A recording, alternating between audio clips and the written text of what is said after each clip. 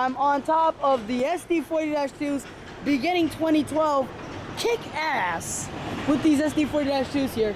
I'm on right now 7851, and there's like a shit ton of locomotives here.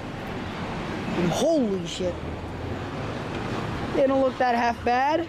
I mean, I'd say they look worse, but they don't look too bad. I mean, look at this. There's SD40-2s galore from HLCX. 1, 2, oh, the bell. Something's missing.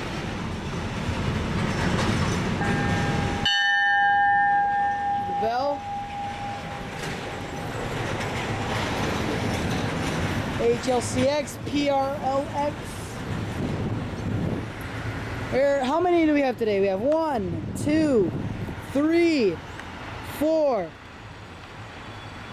5, 6, 7, 8, 9, 10, 11, 12, 13, 14 SD40-2s sitting here in Santos. They're all here, and here's the proof that I got the SD40-2s from HLCX on video.